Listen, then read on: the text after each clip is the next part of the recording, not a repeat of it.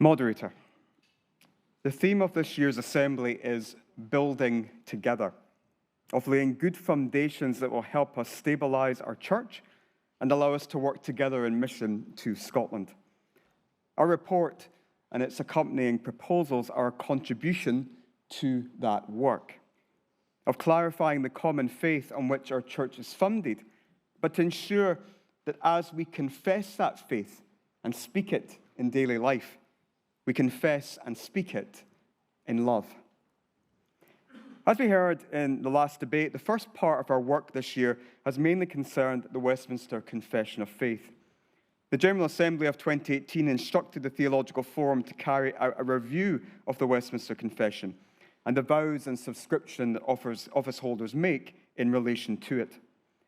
After consultation with presbyteries, congregations, and individual members, the Theological Forum brought an overture to last year's assembly, and having approved it, the Church entered into a 2-year Double Barrier Act procedure, as described in the Articles Declaratory of our Church.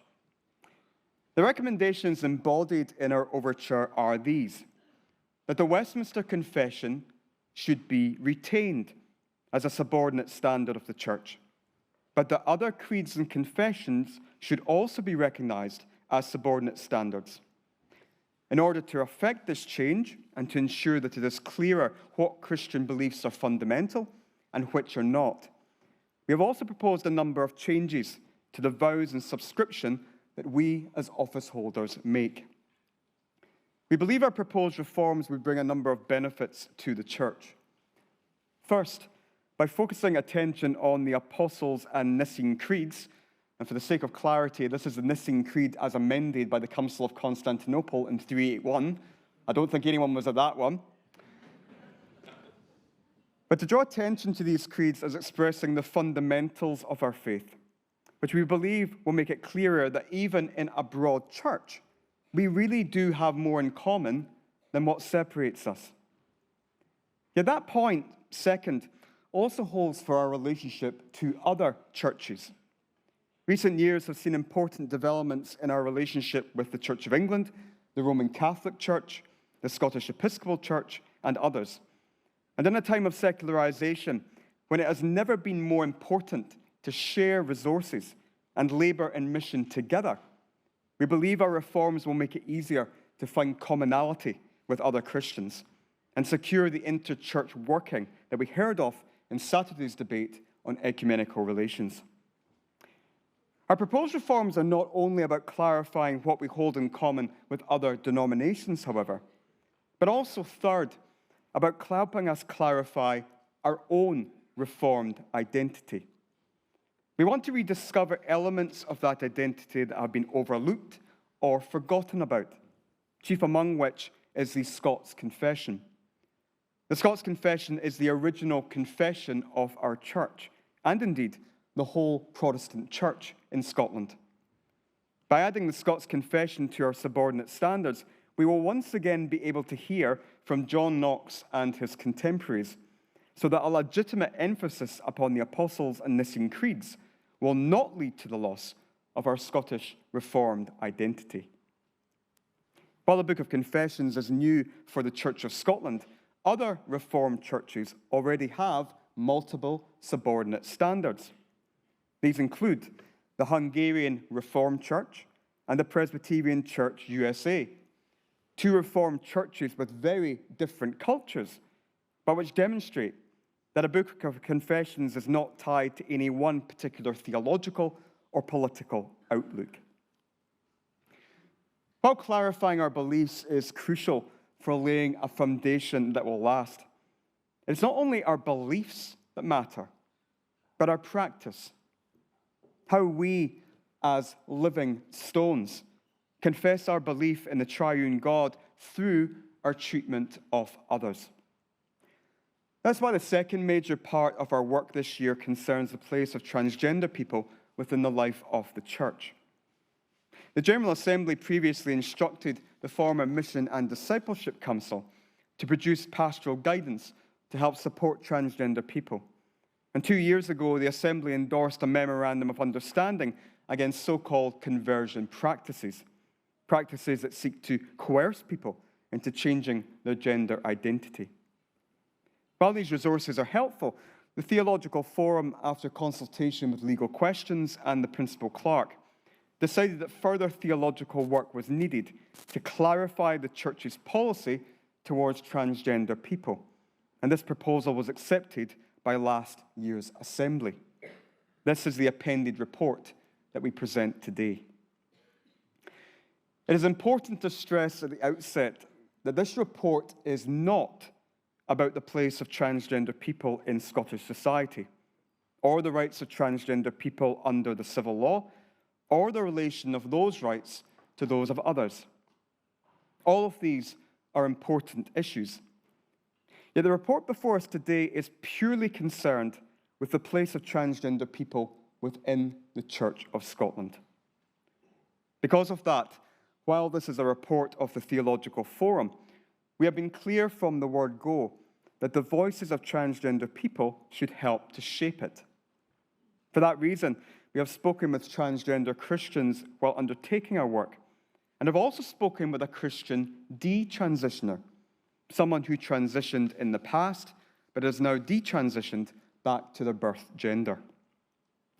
Despite a wide range of theological and political views being present on the forum, we are unanimous in reaching the following conclusions.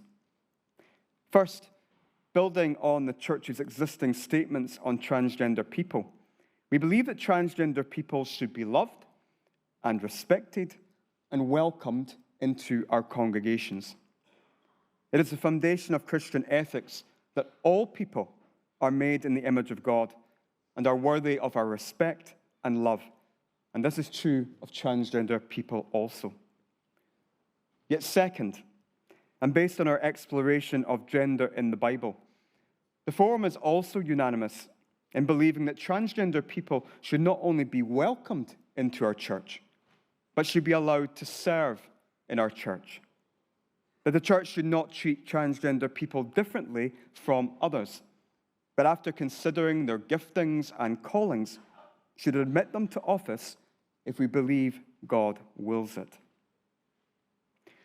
By focusing on the importance of welcome and the ability of every Christian to be used by God for service, we believe that our report offers the church a route through a debate that has at times become toxic and allows us to model a better way of engaging with issues of gender. Because in these days when we as a church are building for the future, we need to make sure that it is the Lord that is building the house.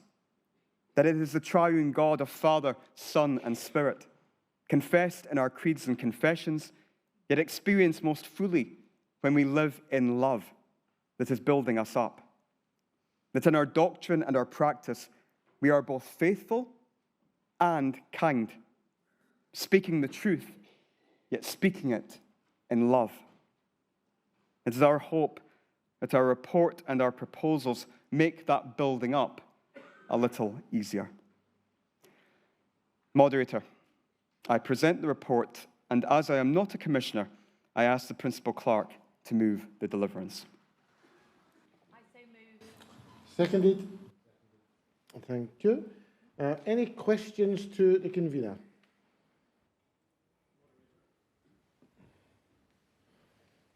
Thank you, Professor Ferguson.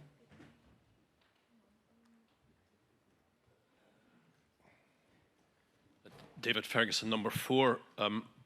Moderator, when I first joined the panel in doctrine in 1984 as its youngest member, we considered a very similar proposal to introduce a book of confessions. This was under the convenership of Professor James Torrance, and although his proposals commanded a majority of support around the presbyteries, at that time they did not secure the necessary 2/3 majority under the Barrier Act. So the proposals have really been in cold storage for a very long time. I'm delighted that the Theological Forum has reached this stage, and I congratulate them on it. I will be very pleased indeed if we move to a book of confessions next year or whenever. My question to the convener is, does the Theological Forum have any plans to produce a commentary on the proposed new Book of Confessions, which would assist the wider church in better understanding these documents.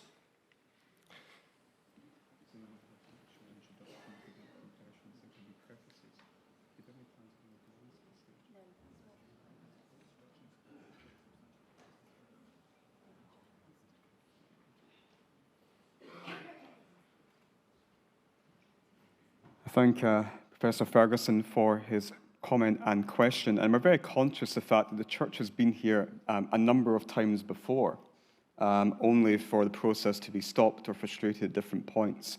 With regard to the question that is asked, in the actual Book of Confessions itself, it's our hope to do a number of different things that will provide some level of commentary for those who are reading the Book of Confessions, and particularly for office holders who will actually be serving in our church. The first thing is to have a fairly lengthy introduction to the Book of Confessions. There's nothing worse than coming to a set of documents cold with no sense of orientation or direction. You need a compass to help you guide you through things. So in the introduction, the plan is to really lay out what the Book of Confessions is, to explain how the Book of Confessions relates to the vows and subscription that office holders make, and we spoke about that in the last debate. So we're going to do that. But in addition to that, the plan is also to include prefaces before each of the documents in the Book of Confessions, providing detailed commentary on each of those documents, giving a little bit about the historical context in which they arose, but also talking a little bit about their theological application and relevance for today. And we've heard various references today to the Westminster Confession, the Catechisms, and of course to the Scots Confession as well. So basically, within the Book of Confessions itself, there'll be that lengthy introduction and the prefaces. However, if a commissioner or if the Assembly would like us to do more in terms of commentary, we would be open to that proposal. I'm happy to discuss further. Thank you.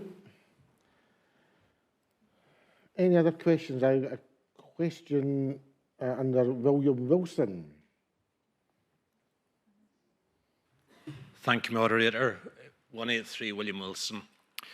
Thank you to the Theological Forum for producing the report on welcoming transgender people into the church. In today's climate, it's not to be sniffed at that they've managed to produce a report that contains kindness and truth, and I'm grateful for that. Question to the convener is, in the theological reflection, did they also consider the New Testament in particular teaching, but the whole biblical teaching of about the physicality and the body in relation to personhood, or does that stray into an area of ideology which they didn't perhaps consider to be part of this particular remit?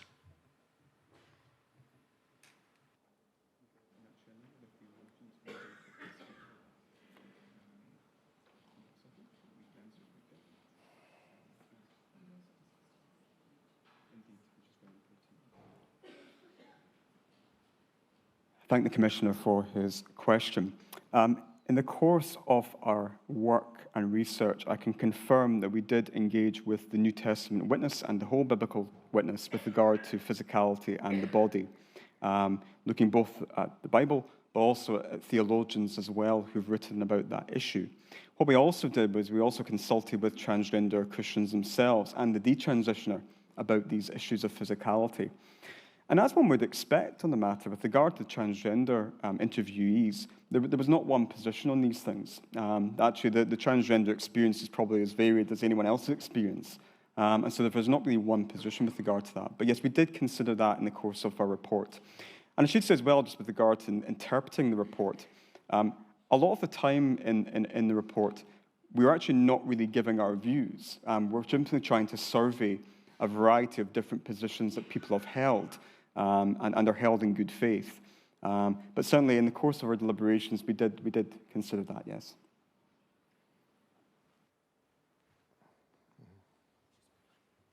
We've got a question online, Alison McBrear.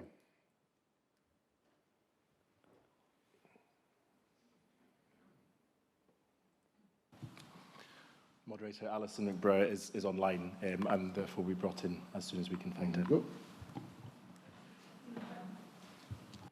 Right, you're free to speak. Thank you, moderator. 97, Alison McBriar. Thank you very much for the report on transgender identities in the Church of Scotland. I'm thankful that you spoke to one person who had transitioned. I have concerns about the increasing number of detransitioners, particularly, and very often these are young women who have gone through various procedures, puberty blockers very often, and then taking testosterone and sometimes surgery, all of which has a permanent, irreversible effect on the female body. Can I ask whether the detransitioner you spoke to was someone who had undergone physical changes as a result of their transition, or whether they were able to detransition simply by changing their own perspective on their identity? Convener.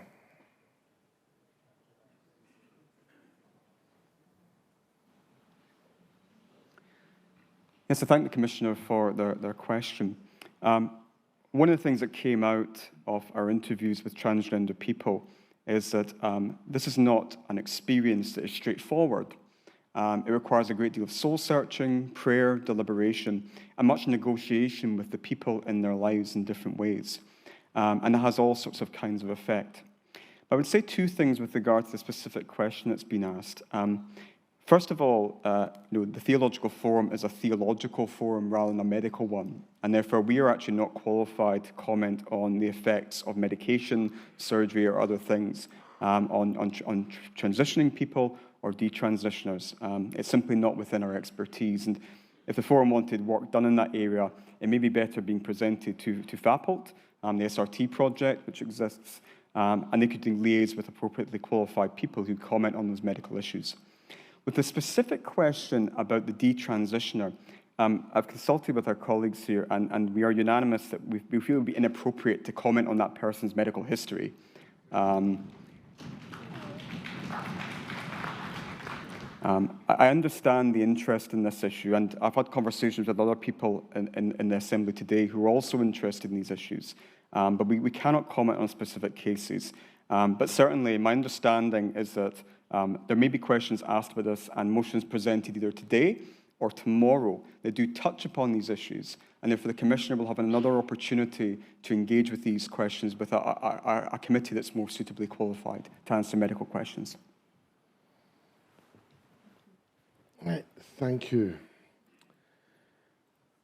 I've got a notice of a comment to come, and I'm wondering if that's a general comment to the committee or about the content of the report, and that's from Ben Thorpe. Where's Ben? Ben Thorpe, 181. It's partly a general comment and partly a comment about the report. Is that okay? Yes. Yep. Okay. Firstly, thank you for all of your hard work on a kind of emotive and important subject. And having done the Book of Confessions, you then moved on to also deal with conversion therapy and transgender, and I applaud you for your balance in the work and your sensitivity, both in terms of the people that you have spoken to, but also in terms of the different positions represented across the spectrum of the church. I also congratulate you on being one of the few things in the church that has probably come a little bit too quickly, in that your report has been released prior to the release of the CAS review that came out recently this year. And I really just wanted to note, I have a motion in a deliverance tomorrow for FAPLT to engage with the CAS review in recognition that much of what we've learned about, in particular, some of the conversion therapy and even some of the memorandum of understanding that we endorsed 2 years ago that is now being called by some into question through the CAS review, and just to say that is coming, and I recognise that your work will play an important part into how we then engage with that. Thank you. Thank you. You wish to? Yep. Yes, I'd like to thank the Commissioner for advancing notice of the question. It's much appreciated. And yeah, just as was indicated there, our report was submitted before the publication of the CAS report, and therefore we've not had a chance to engage with that as a forum, and therefore can't make any comment on it. But the second thing to say as well is that, just to kind of pick up on the last comment I made to the other commissioner, is the fact that some of the things in the CAS report, in fact I would say probably the majority or all of it, are probably better directed towards other forums of the church. There may be some theological questions arising from the CAS report. I don't actually know because we've not engaged with it. There may be, but we feel that probably overall it would be better directed towards somewhere else. But that motion will be coming, and therefore the Assembly will have a chance to debate it. Right, thank you. Can we move to, oh, sorry, I've just seen a question come in from Martin Fair. Just getting under the wire there, Martin. Fair 300. Thank you, moderator. I want to go back to the confessions, what we've talked about a little. I absolutely loved the kind of entry-level debate we had today, and I look forward to much more. I had no idea we were looking at the 1700th anniversary, and if the forum is to arrange an event next year, I'll be there, absolutely. Moderator, if you'd set aside another hour for that, then it would have been great in my book. Let's think theologically, absolutely. And let's make sure that introduction to the Book of Confessions is well written in such a way that our folk across the church can engage, such that when we stand and say creeds together before communion, perhaps, that we have a better understanding of what's going on. So I absolutely welcome it and applaud what's happened thus far. But here's my question, Liam. How do we take all of that stuff and make it relevant in Christopher Rowe's parish, where he told us earlier of the young man being stabbed to death? Because my kind of hunch is that people there in Milton on the north side of Glasgow are not overly concerned. So I don't want to do away with our discussions, but I cry out for the church to be able to find ways to take what it believes and what it stands for and to make it relevant in every community across our country. Thank you.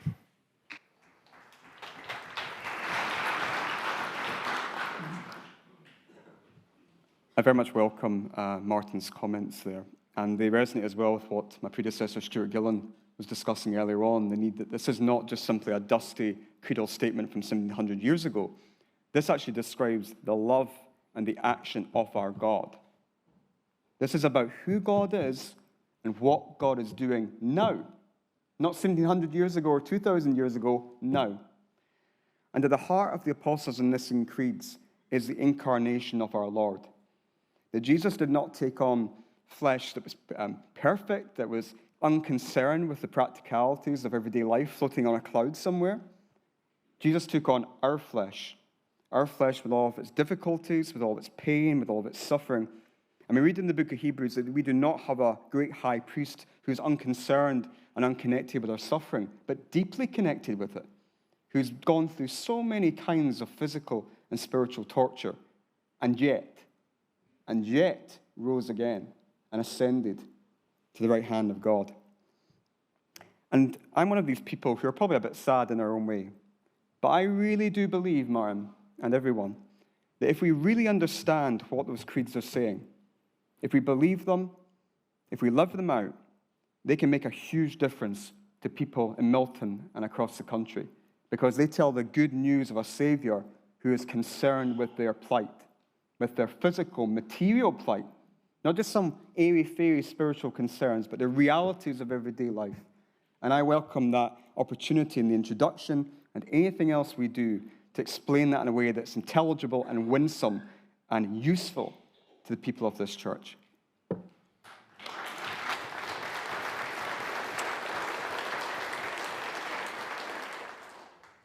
Right, thank you. Section 1, receive the report.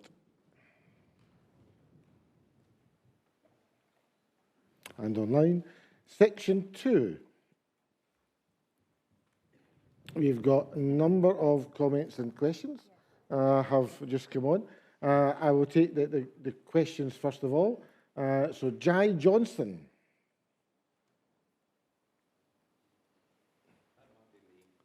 You've changed your name from earlier, Peter.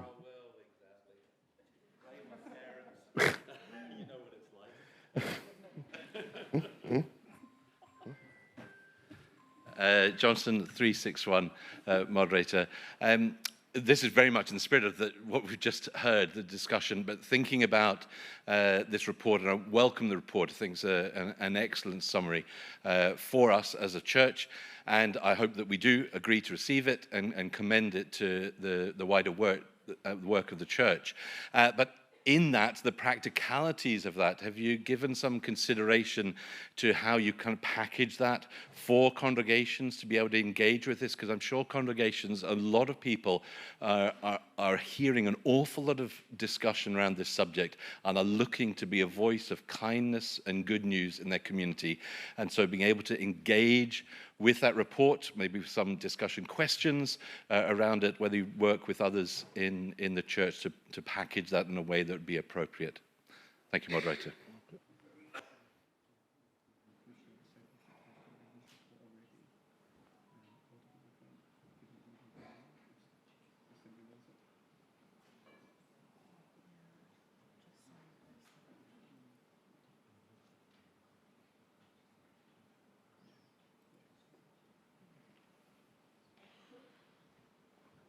I thank Mr. Johnson for his comments, and I'm quite intrigued by his ability to change names mid-assembly. This is a remarkable spiritual gift that maybe we need to learn more about. I think there's probably two parts to the question, if I'm hearing it correctly.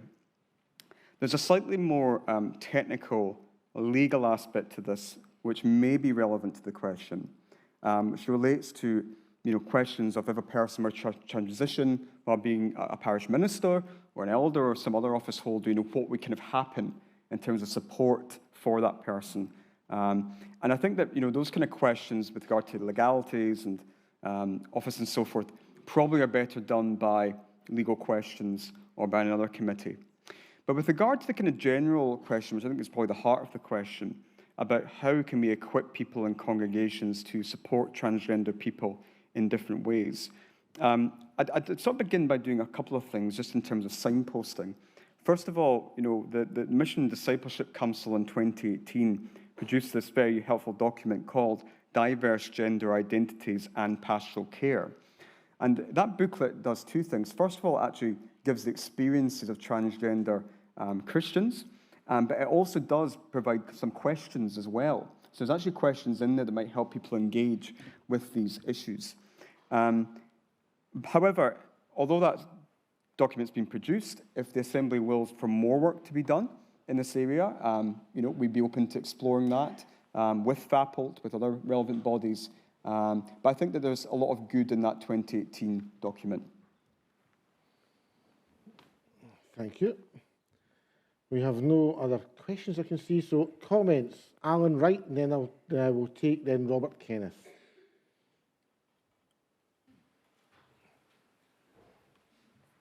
Yes. Alan Wright, 463. Can I thank the Theological Forum for their nuanced and sympathetic report?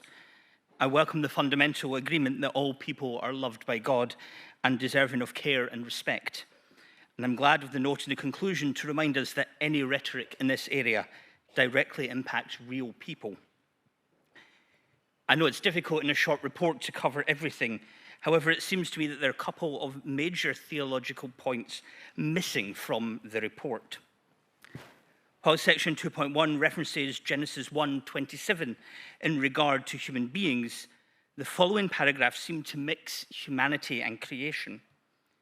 We need to be aware that there are plenty of species that have more than 2 recognized genders and some that have less. There are some species whose gender is directly related to their conditions, particularly inside an egg, and nothing to do with genetics. And there are species which will change gender depending on environmental pressures. Transgenderism is part of the creation. And that's important to remember, although I appreciate it doesn't specifically refer to humanity. In the same sentence of the report, the Forum points out that there are no direct mention of transgender identity in the Bible. And while this is true, it is important to point out that there are specific changes of identity within the Bible, from rogue to leader, from prosecutor to proclaimer, and each of these is accompanied by a name change. Dead naming, I do not think, is something that you mention in the report, although the grace to refer to people by their chosen pronouns is, and I would argue that this should be expanded to include name. Much as Jacob became Israel, Simon became Peter, and Saul became Paul. Total changes of identity which we recognize and accept. There are, of course, passages as well that challenge the dichotomy of gender. Genesis 1:27 itself says, "In his image he made them male and female," thus suggesting that God is neither or both male and female, and how this changes our view of gender given our God-given image. Likewise, Galatians chapter 3:28 says that in Christ there is no male and female, suggesting that the more we grow to be like God, the less that gender is defining or clearly defined. Finally, the concept of transgenderism is based on the fact that an individual can outwardly appear to be one thing, but inside be very meaningfully and truly another. That outward appearance, whether genotypically or phenotypically, do not dictate the reality of the person. As a church, we cannot deny the validity of this as part of God's plan. When Jesus himself outwardly appeared to be one thing, appearing human, and yet inwardly his true self was divine. And the outward appearance may be significantly different to God's true plan and calling and purpose of an individual. This report focuses much on what impact Scripture and the church has on our understanding of the transgender community. But should further work be done, I think it is important that we focus on what the transgender community can teach us about Scripture, about church, and about God. Thank you.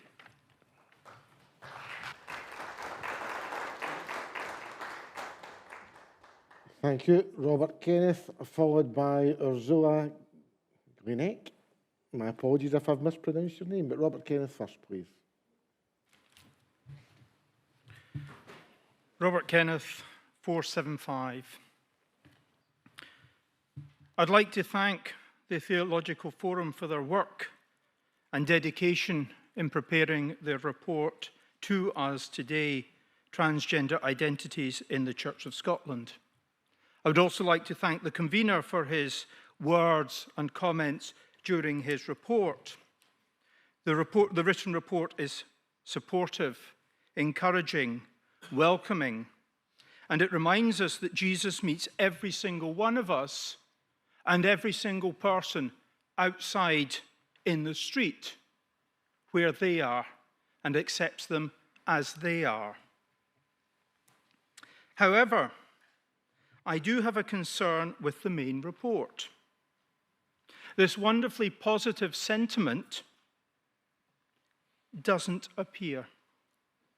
In actual fact, it says, and it mentions the questions raised by the presence of people with transgender identities in the church. I'm concerned by the idea that the presence of anybody would raise theological questions. I think we need to be mindful of the words that we use, and would far rather see that anybody and everybody in the church should be celebrated.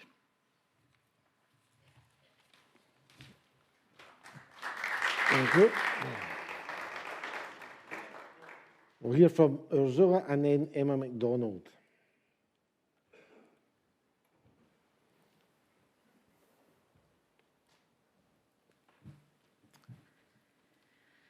Double 06, not 7. Close, close, but not quite. Gleinick, Ursula Gleinick. On Saturday we sang, "Hear the outcast and the stranger, bear the image of God's face. Let us bring an end to fear and danger. All are welcome in this place. God's face is so much greater than a limited image of historical understanding of binary story, both in us humans and in the nature, as we heard. Trans people have been seen as outcasts and treated as strangers by many churches in the past, and it hurts very deeply that by some they still are. Nobody should be. I am working with trans and non-binary people on a daily basis at the university. I listen to their stories. I listen to their pain and their despair.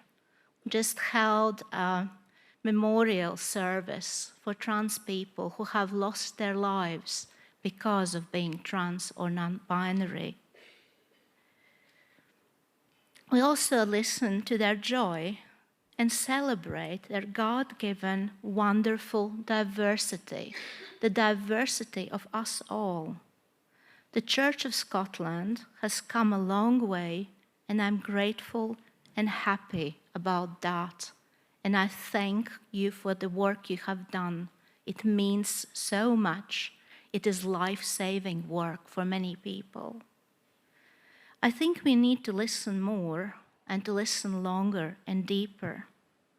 I long for the time when trans and non-binary people will feel welcome and safe enough here to the extent that they would be willing to talk for themselves, about themselves at the General Assembly. Thank you. Thank you.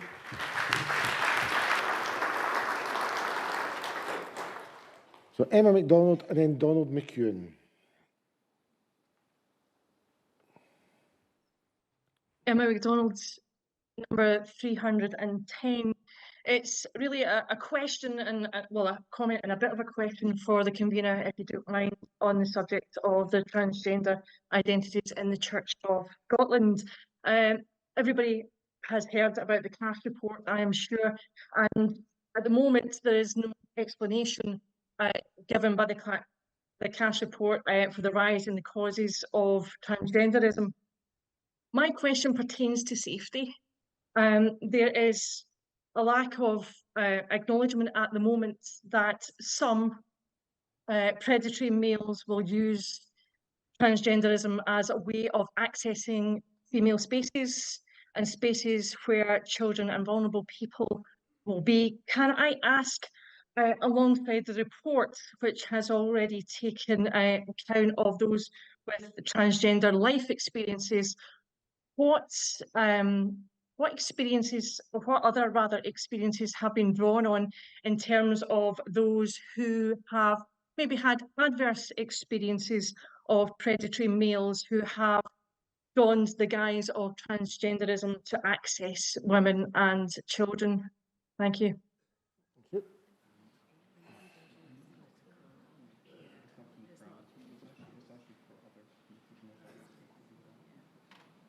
Sylvia.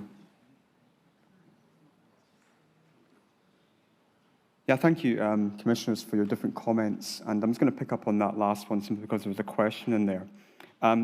The reason why we presented the report we did really is because of the instruction we were given. And the instruction was to explore the place of transgender identities within the Church of Scotland. And therefore, we feel, and we felt throughout this entire process, that it was not our role or place to explore the issues which the Commissioner raises in her question and comment. And so really, we were looking really at a theological report rather than issues of safeguarding or anything else. So I think that, if these might be questions be better directed towards another committee, I think, rather than a committee that's set up purely to look at theology rather than anything else. Okay, and the last indication I have at the moment to speak on this is Donald McEwen. Donald McEwen, 274. I'm chaplain at St Andrews University. just first of all, it's a terrific report. I really loved it. It's measured. The debate in the text feels quite different from that within society. It recognises the complications, the fluidity of the issue. It recognises that we explore this as a church. As Christians, it looks at scripture, theology, the lived reality. I mean, we've read it, we know this. But it really fundamentally, the question it asks is, how does a trans Christian show Christ to the world? And I think that's the right question for a theological forum to approach this question. It's about discipleship, as it is for all of us, in fact. And now, a previous speaker, a counterpart in university chaplaincy, said it would be marvellous if trans people were sharing at the General Assembly. I'm not trans. I'm not a trans person, but I work with Christians and others who are trans. Sorry, I keep hitting this. In the University of St Andrews. So I sent the report, when I got it, to a number of trans Christians I know and asked for their comments that I might share them. And moderator, that's what I'm going to do now, briefly. They were all positive about the welcome. In fact, one of them had come to see me in the course of the last few months and said, what can I read as a Christian theologically in the area of trans? And okay, I hadn't quite taken on board that this report was coming, and I said, I don't know. And so that person was really delighted when I sent him it. All the students who got back to me spoke of its grace, that sense of acceptance being really important. They enjoyed reading it. There were specific questions or points that I'd like to convey. On the issue of eunuchs, which is a small section of the report, one person said it might have been nice if that section had also made the point that contemporary trans people who are not eunuchs may want to get married, be partnered, have families in a way that was impossible for eunuchs. Another comment was on 4.2 in the report, where the report either implicitly or explicitly suggests that transitioning is part of being saved. It's part of the movement of salvation within one's life.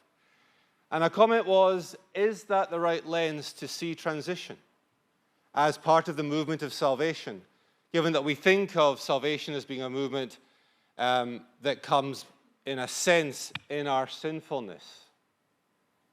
Is it a sin to, in some sense, be gender dysmorphic? I think these are very interesting questions, so I convey that from a trans Christian. And a final issue I would focus on is the issue of intersex, which is covered, though not by name, at 3.3. That was a very short paragraph. And a trans Christian student got back to me to say that she would have appreciated much more in that area, that perhaps explored how one can be intersex and not trans, and vice versa, and so on. But these are all comments made through me from trans Christians living in Scotland who are incredibly appreciative, as I am, that this report has come, and I certainly commend its acceptance by the General Assembly. Thank you. Thank you. Another indication of two comments. One, Stanley Okeke, and then Alison McBrear. So Stanley, first of all.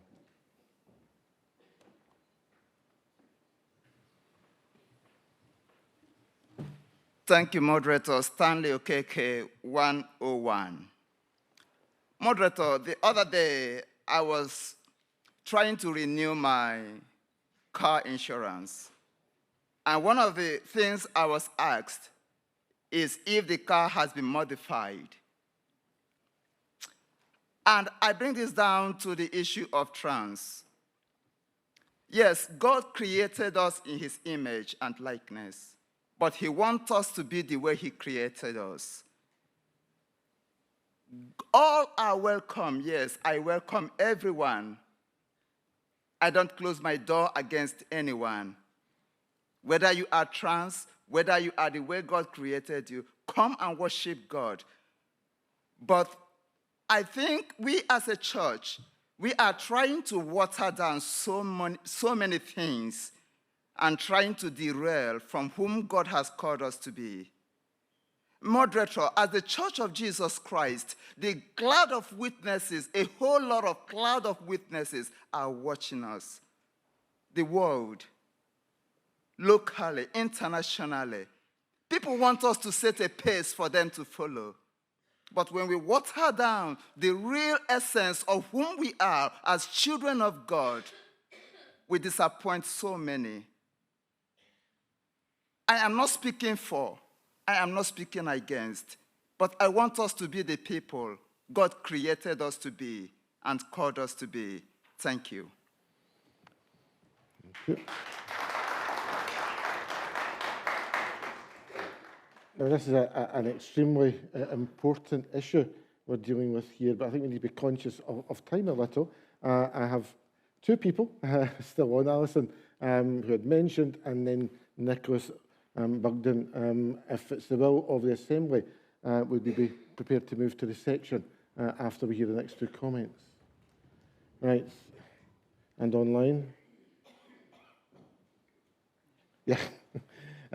All right, so Alison, first of all, I think, were you over here? Oh, online, so she was. Thank you, moderator. 97, Alison McBriar, rhymes with Briar. It's easy to remember, especially just after Pentecost.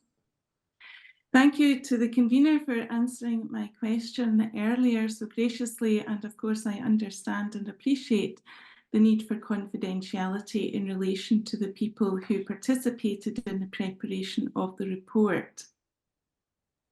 I just wish to comment and to highlight my concerns about detransitioners and the fact that a detransitioner was included in the conversations which form the basis of the report we have here, demonstrate that transgender identity is not fixed, and some people do change their minds and revert to their previous gender identity or indeed the sex that they are.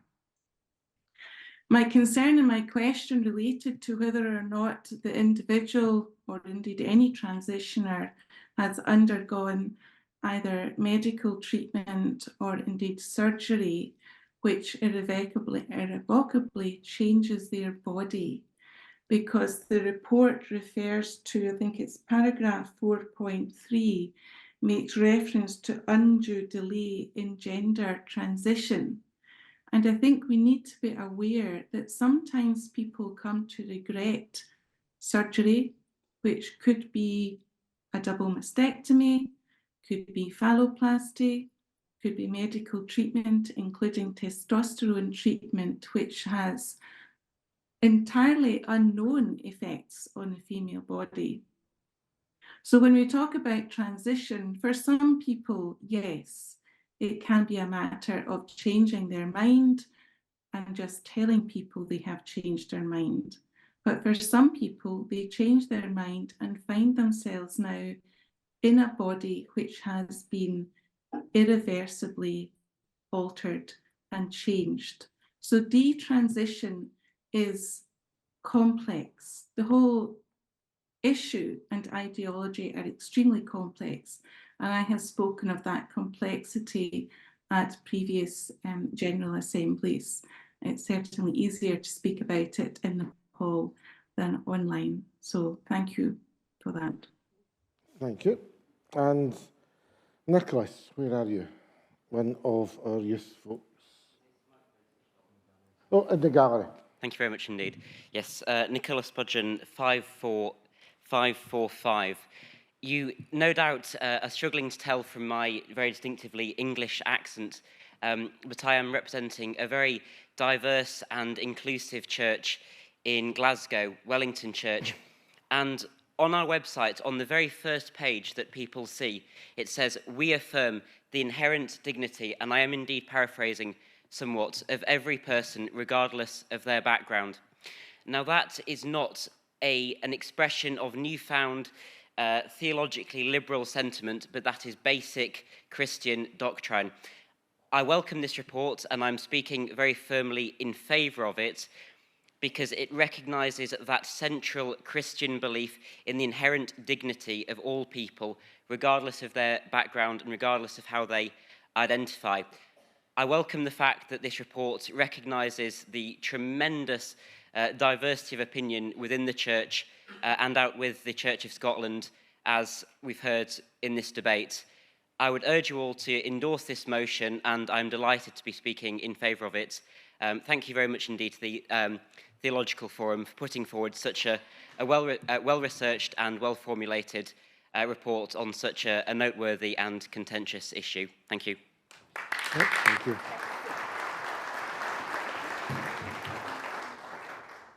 Convener, there's been quite a number of comments there. Do you wish to respond?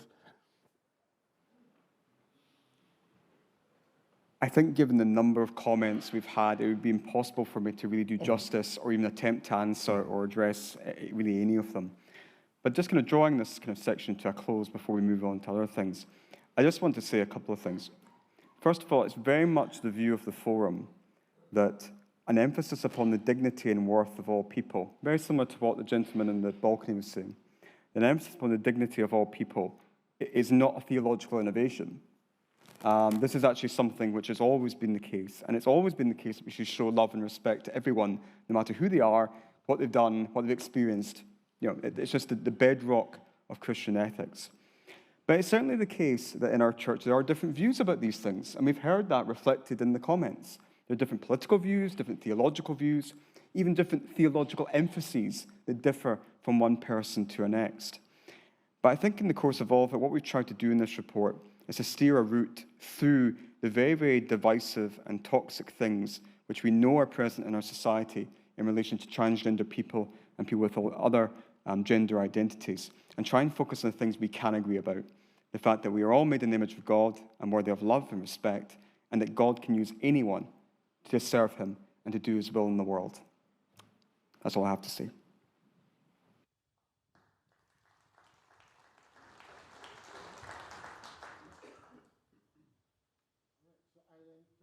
The section 2 to the Assembly.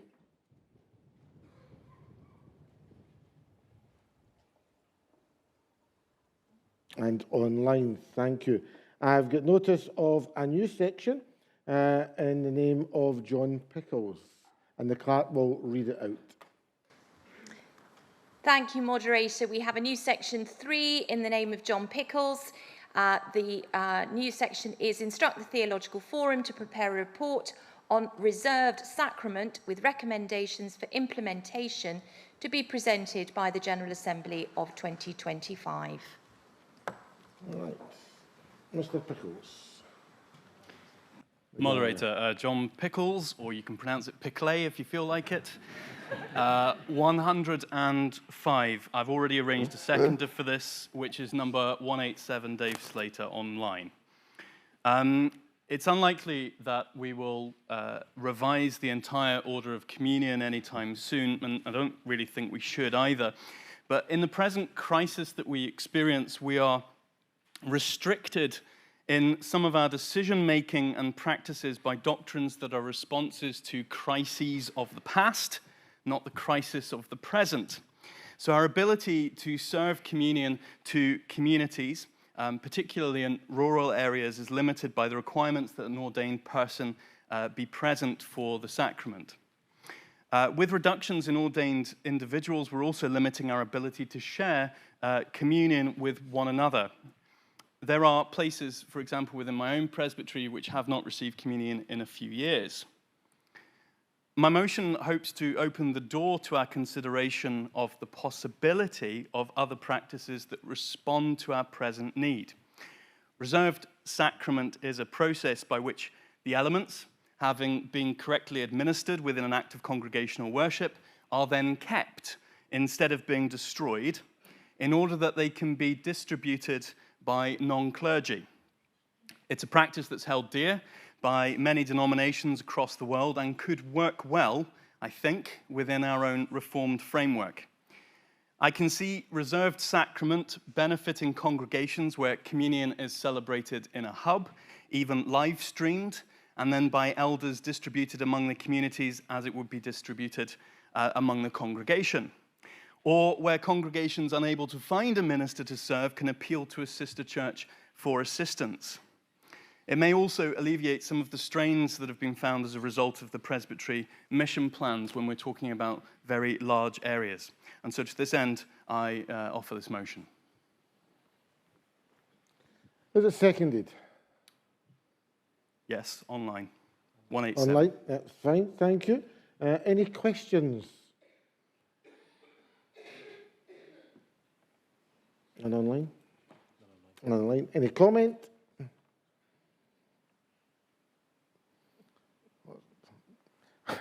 Technically, I should ask you to respond, but we haven't got anything to respond to. Do you wish to add anything else?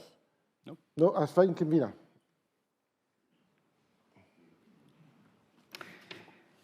Before I address the Commissioner's motion and comments, I have to say, I feel a little bit bashful talking about reserved sacrament in the presence of His Excellency, the Archbishop of St Andrews in Edinburgh. Maybe you should take the podium instead. You know?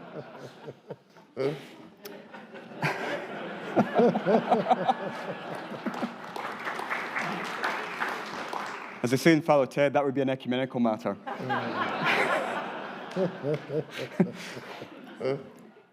While we are very respectful of the practice of reserved sacrament in the Roman Catholic Church and in other Christian churches, we as a forum feel that the reserved sacrament is not possible within our Reformed theological framework or the traditions of our church and our understanding of the Word of God. Whether one adopts a more Zwinglian understanding of the Eucharist or a more Calvinist understanding of the Eucharist, few if any theologians in our tradition have believed that the real presence remains within the elements after the peace or the giving of the benediction. And therefore, theologically, we just don't think it's actually possible to do this without actually becoming a different denomination, essentially. But turning to the practical point, which I think lies at the heart of Mr. Pickles' comments, this has been an issue which has returned to the General Assembly a number of times in recent years. And myself and Natalie Maresh, our secretary, McCallum now, and other members of this assembly were part of a working group, the Sacramental Ministries Working Group, which worked for 2 years and reported to the General Assembly in 2019. And the General Assembly at that point reaffirmed our Reformed theological view of the sacraments and did not go for the reserved sacrament option. In addition to that, at recent assemblies, in light of the shortage of ministries within our church, this question has arisen again.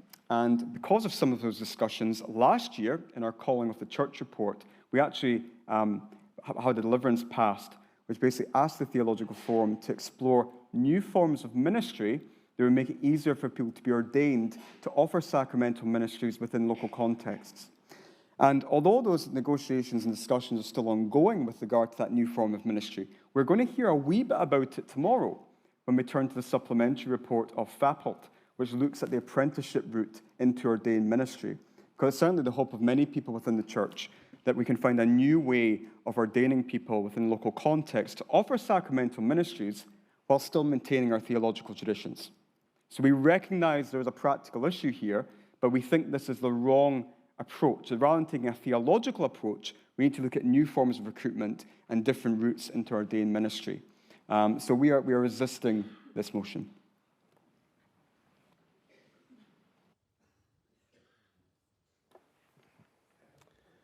All right, we then vote for or against the new section, and we've been called for an electronic vote.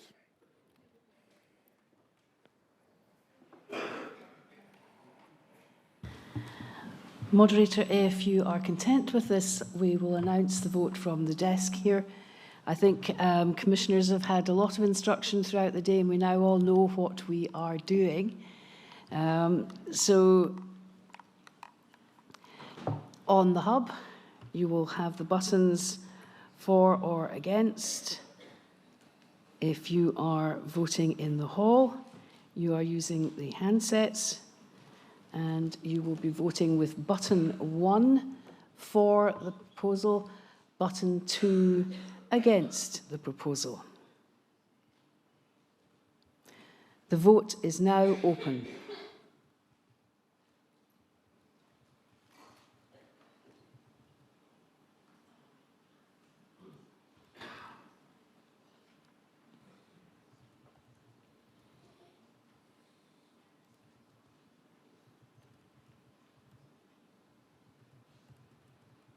10 seconds remaining.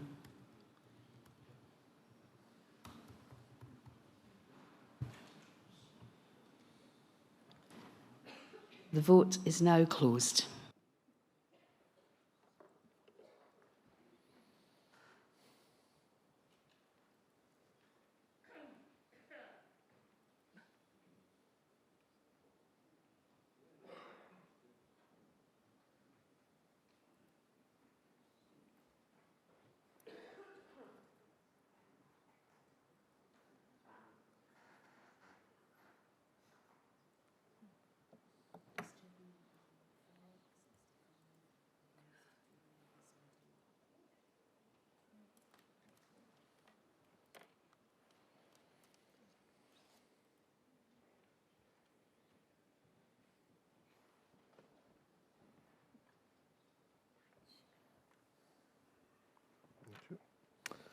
Voted for the new section 65 and against 271.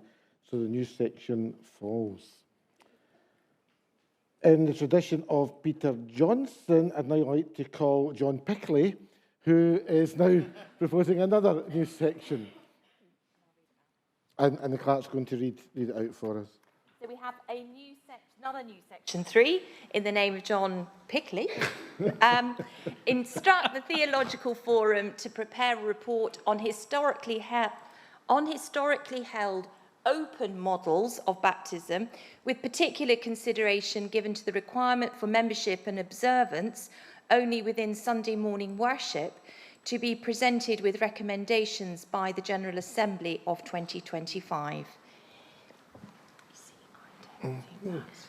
Okay, John. Thank you, Moderator.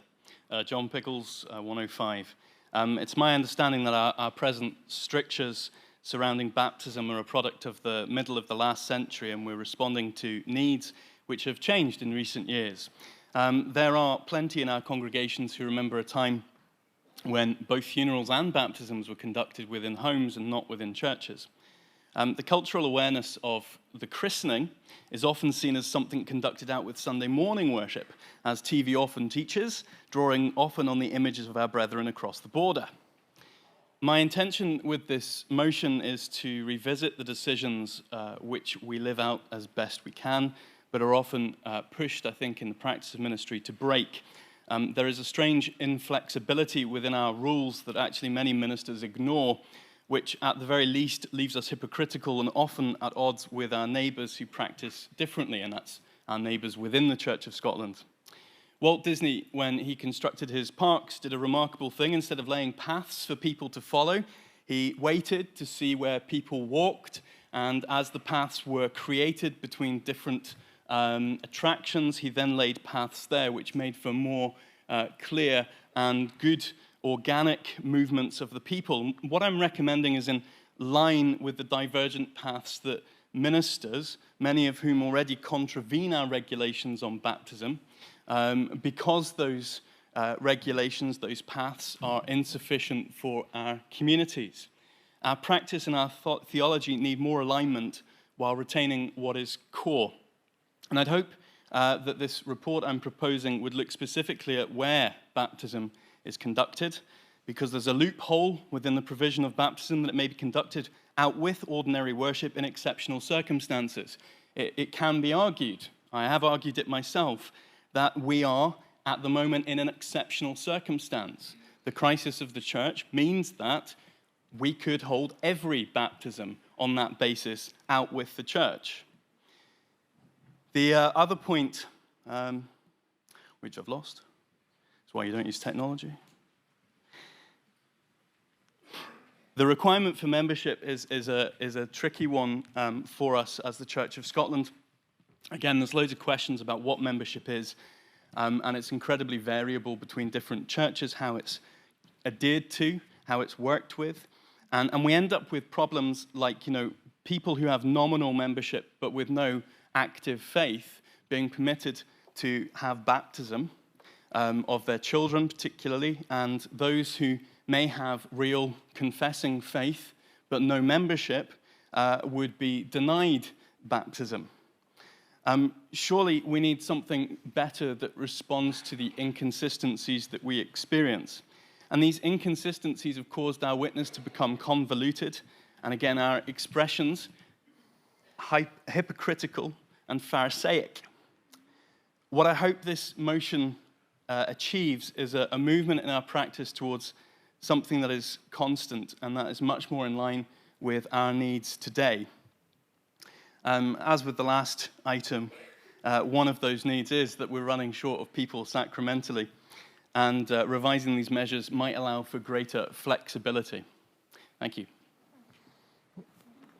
Thank you. Do you have a seconder? Yep, same as before, 187 online. Online. Okay, that is confirmed.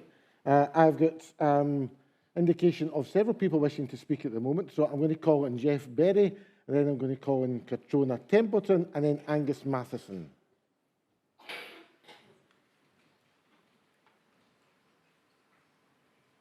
We're over here.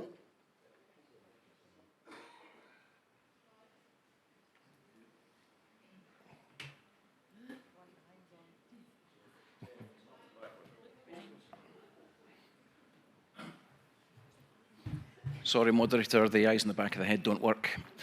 Berry, 53, don't I just wish. I'm going to apologise to my old friend John, because I'm sort of speaking, I think I was speaking against this. I'm an army chaplain. I have conducted a baptism on a Wednesday afternoon at the request of a soldier, witnessed by another chaplain in a tiny wee church because he was about to move on. I've also assisted an Anglican vicar that was very ecumenical, because he was actually RAF. I believe there's a greater divide between the services than there ever are between the churches. Perhaps we should take that Wednesday morning when the chaplains are here. Yeah, I'll get shot for saying that. But, you know, so we baptised a young airman in the sea. I think for me to have said no to that young soldier because he was moving on to a remote location would have been against my vows as a minister of word and sacrament. I would hope that John would be willing, he's up there, mate, to have the word changed from only to primarily. So only within Sunday morning worship to primarily. I totally understand why we do not want to make this an excuse for a party on a Wednesday afternoon for a family who want to get together for infant baptism. But I believe that when we have adults, we need to be more flexible than we currently are. Would you accept that?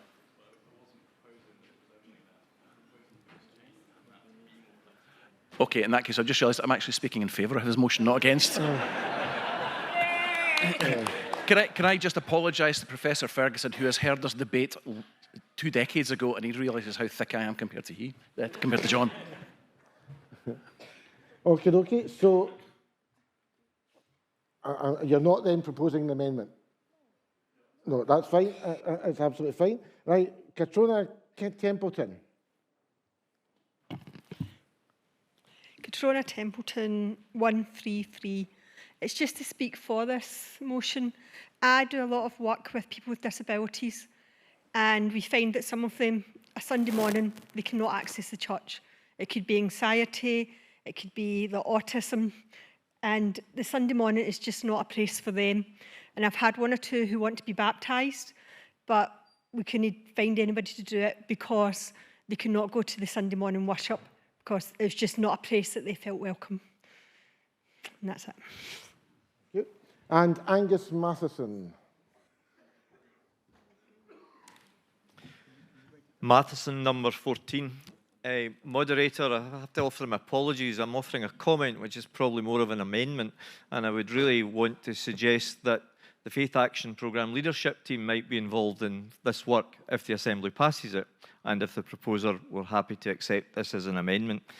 We agreed earlier to revise the remit of the Faith Action Programme leadership team with regards to supporting ministries and with regard to supporting the local in terms of worship. And this is the excuse for the plug for God Welcomes All, available at the Cornerstone Bookshop. Some of us were present last night in St Cuthbert's Church, about 300 of us, to enjoy a stunning evening with the worship development workers from within Faith Action. Phil Maelstrom and Ian McClarty. But my amendment really is to add in Faith Action Programme Leadership Team, if the proposer were happy to accept that. And I can come down and put that in writing if required.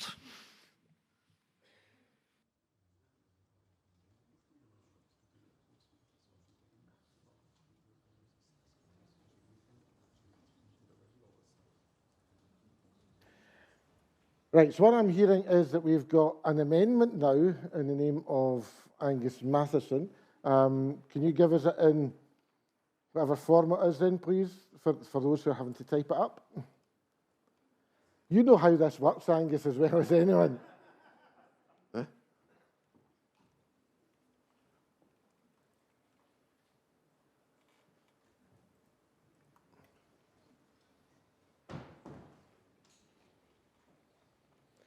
Now, just while we're waiting for this to get sorted, we've got an indication of 2 more people who are wishing to speak, but there is no name or number. So we're not sure whether it just hasn't come through or whether they maybe pressed a button by mistake. So if you have, or you think you've given an indication to speak, be ready to give a shout in a moment or two's time.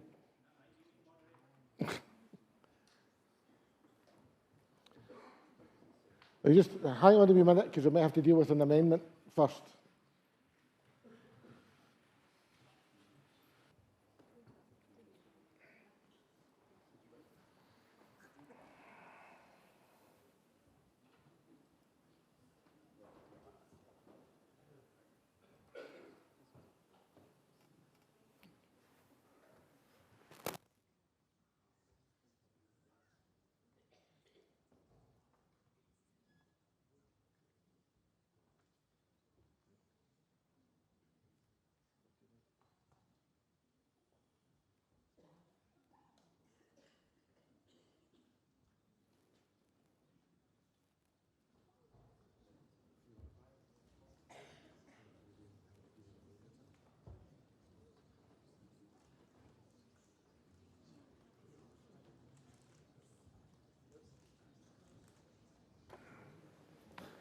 Let's talk amongst yourselves for a few minutes.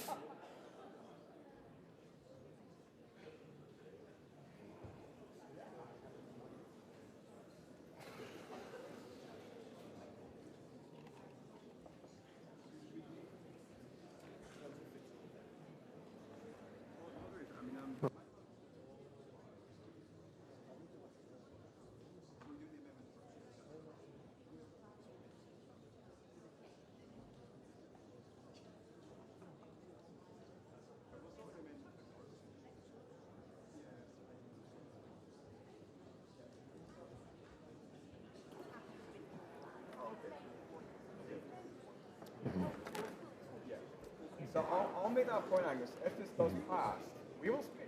Yeah. Love this discussion.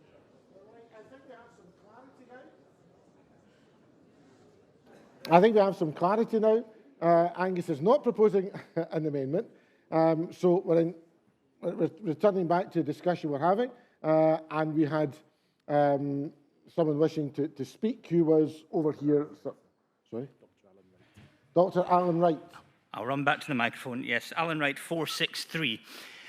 I just wanted to make a brief point that actually this is very important for pioneer ministers whose entire ordination and remit is to go out into the community and find new ways of doing church.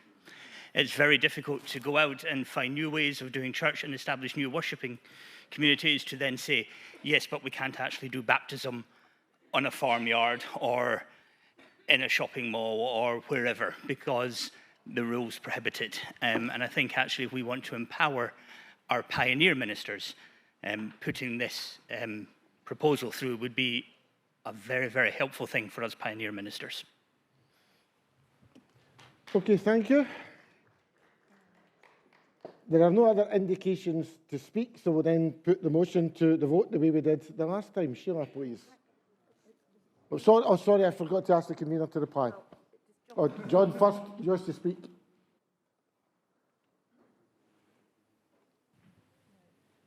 Is it on? Yep. Has the amendment been withdrawn? It's been withdrawn. Okay, then I'm happy to go with what I've said. Thank you. Right, thank you. I appreciate that. And Liam.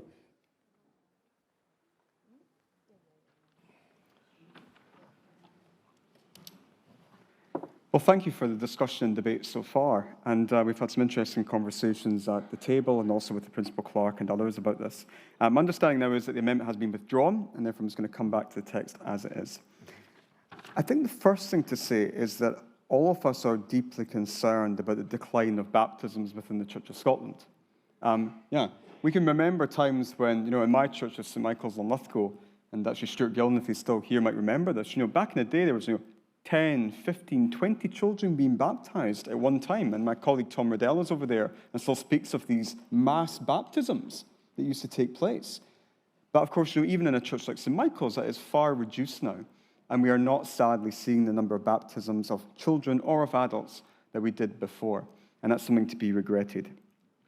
I think I'd begin by saying that this may again, like I said, with regard to the reserved sacrament issue, an example of a real problem that can't be addressed by the Theological Forum and will not be addressed by this motion. And I think I'd begin my comments about this by simply noting that in our view, there's certain factual inaccuracies being presented in the report, unintentionally so. But if you actually look at Act 5, 2000 as amended, that is a hugely permissive piece of legislation. I studied law before, and I know how restrictive some piece of legislation can be. This is not restrictive in any way at all. And it does not say that baptism should only be administered on a Sunday morning. It doesn't say that. There's an issue about what is normal, or what is the kind of the general thing that's done. And certainly, as we said in our Sacramental Ministries report, which I referred to earlier on, generally speaking, it's done in the face of the congregation. But that does not mean that there are not exceptional circumstances. And the Act explicitly says that there's a huge amount of discretion given to ministers to baptize in exceptional circumstances. So, for example, of a serviceman who's going on to a new posting and needs to be baptized right there and then. Someone who has got a new worshipping community together and they're going to baptize them in the sea or in a farm or wherever else the other places that were mentioned earlier on. This Act allows for all of the things that have been claimed already. We really don't think there's anything that's been mentioned that isn't covered by the Act. So I just kind of welcome people to go away and actually read Act 5, 2000 as amended. So our first... And maybe particularly if you're having difficulty sleeping, Although after a heavy day at the assembly, I don't think anyone will have trouble sleeping tonight. So basically, our basic point is that this is unnecessary. The Act is already permissive enough. But I want to turn to specific things the Theological Forum has done, because this is being addressed to us, and therefore I want to address what we've done to look at the issues which Mr. Pickles has raised with us. We would argue that the Forum and the Assembly have already considered these matters in recent years. And there is no reason to repeat them again, for us to go away and devote time and effort to doing so when we've already done it. We considered these issues in a 2018 Children and Communion report, exploring the relationship between baptism and communion, and our 2021 Profession of Faith report, which explored the relationship between profession of faith, baptism, membership, and many of the other things we've heard referenced here today. And Donald is nodding, he remembers it. So this information is already out there. And all we do in those reports is to say what I've already said at this podium, the fact that the legislation is massively permissive, and there is no reason for us to do this work again. It's already there. With regard to the associated deliverance with that, and taking into account Act 5, as I've already mentioned, we simply do not think it's necessary to do this again. I'm also going to invoke at this point everyone's favourite Standing Order 56, with regard to unbudgeted things, because actually we have a real issue on the Theological Forum at the moment with time. As we've heard about repeatedly over the last few hours now, the Theological Forum is engaging in a very large exercise of constitutional reform. We have to prepare a book of confessions on the chance that the General Assembly approves it next year and presbyteries agree it in between. That requires a huge amount of hours of work and effort. And unlike some other committees, the Theological Forum only has a part-time secretary, Natalie Marish-McCallum, who does an excellent job, but there are only so many hours in the day. And if I really, as a convener, want to stop Natalie being laden with this, when in fact we've already done the work in the reports I mentioned a moment ago, when Act 5, 2000 as amended already covers all the things that have been mentioned, there is no reason for this to come to the Assembly, and there's no reason for us to do this work again. So I would simply urge the Assembly to resist this motion, however well-intended it is, and to not approve it. So thank you.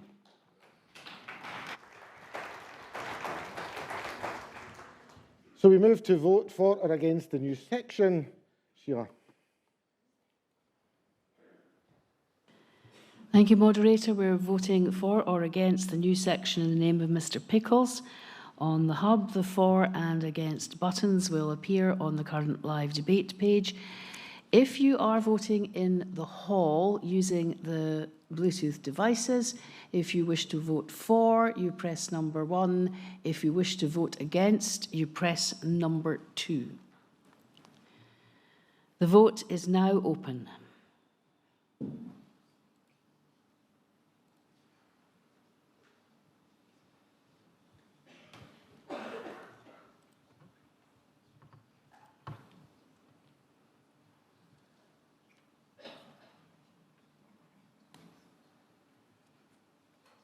Ten seconds remaining.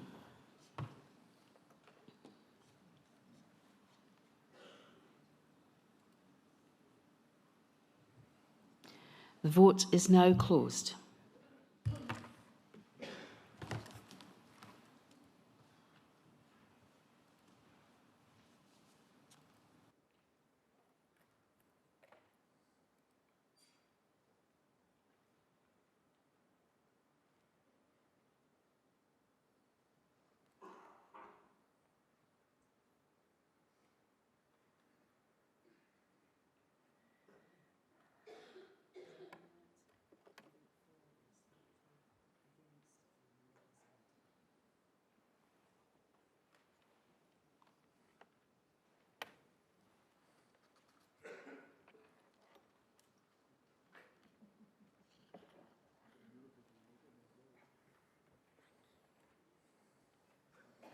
Thank you.